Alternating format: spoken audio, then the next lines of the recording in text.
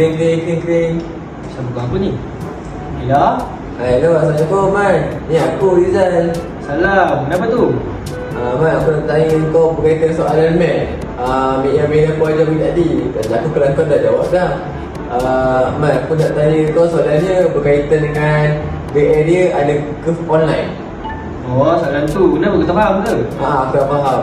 Kalau boleh aku dah minta tolong kau ajarkan aku malam ni. Boleh je. Okay, nanti aku akan forwardkan soalan tu kat kau. Nanti kau buat dulu, nanti kau ajar kau, okey? Okay, boleh. Okay, jumpa malam ni, Man. Okay, bye. Assalamualaikum, Man. Ni, Man. Yang aku ada kat tempat sekali aku bawa. Duduk. Zal, untuk soalan yang kau bagi masa itu, aku tak sempat nak buat. So, kita buat sama-sama lah. Boleh juga. Okay, untuk soalan yang kau bagi tu, kita akan bagi kepada Y1 dengan Y2. So Y1 ni kita kena cari yang garis lurus. Sebab apa Y1 garis lurus? Sebab garis lurus ni dia bertindih dengan cross line ni. So Y1 sama dengan X tambah 5, Y2 X tolak 2 kuasa 2. Jadi dari situ kita akan jumpa limit dia, iaitu 5, 0. Oh macam tu.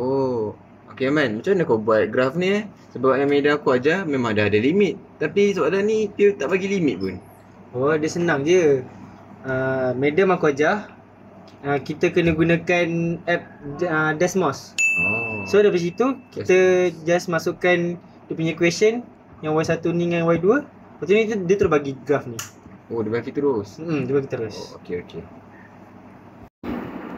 Okay, lepas kita jumpa dia punya limit, kita letakkan dalam formula dia. A sama dengan integrate 50 Y1 tolak Y2 dx.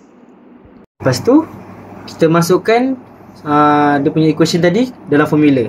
So integrate 50 X tambah 5 tolak X tolak 2 kuasa 2 dx. Tapi Man, cuba perhatikan kurungan X negatif 2 kuasa 2 tu kita boleh kembangkan. Oh lah. Jadi kita akan kembangkan dia. Jadi dia akan X kali X negatif 2 akan kali kurungan sebelah. Jadi kita akan dapat X negatif 2 tolak 2X tolak 2X tambah 4. Jadi jawapan akhir dia ialah X kuasa 2 tolak 4X tambah 4. Itu saja. Lepas kita expand baru kita masukkan dalam formula balik. Jadi inilah jawapan tadi. Jadi kita teruskan dengan negatif kali kurungan. Lepas tu kita selesaikan. Akhir kita akan dapat negatif X kuasa 2 tambah 5X tolak 1 dx. Okey. Lepas ni Okay. Sekejap. Yang ni aku tahu. okey. Medium kita ajar tadi, kita kena integrate pula yang equation yang ni. Kita kena integrate ke bawah pula. So X kuasa 3, jadi X kuasa 3 tambah 1, X kuasa 3. Lepas tu 3 ni bawah-bawah, jadi kita perkan 3. Lepas tu tambah dengan 5X square, kita perkan dengan 2 dan tolak X. Lepas tu kita letak kurungan balik dengan limit yang kita ada tadi. Lepas tu apa aku lupa lah. Oh, yang ni aku tahu. Lepas ni kita kena integratekan limit dia. So nanti kita akan substitute 5 ke dalam X. So nanti dapat negatif 5 kuasa 3 per 3 tambah 5 darab 5 kuasa 2 per 2 tolak 5. Tutup kurungan. Lepas tu substitute lagi limit lagi satu, iaitu 0 ke dalam X. So nanti dapat 0 kuasa 3 per 3 tolak 5 darab 0 kuasa 2 per 2 tolak 0. Tutup kurungan. Selepas kita dah substitute kan, kita masukkan dalam kalkulator. So kita akan dapat 155 per 6 tolak 0. So final answer adalah 155 per 6, atau kalau nak dalam perpuluhan akan dapat 25.833. Tapi Taufik, bukan ada unit ke? Oh, ada unit dah? Ada. Aku ingat medium ajar.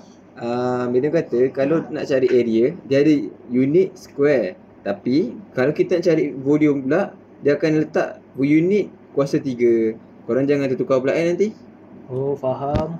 Okay. So sekarang dah settle Lah, macam tu senang je. Senang je punya. Memang senang pun. So kalau korang ada apa-apa soalan, tanyalah aku. Boleh. boleh. Okay. Terima kasih Man. Terima kasih Man. Okay. Okay Man, terima kasih Man. Esok aku ada kelas dengan kawan-kawan aku. Gerak dulu Okay. Okay, terima kasih. Terima kasih Man. Sama-sama. Terima kasih Man.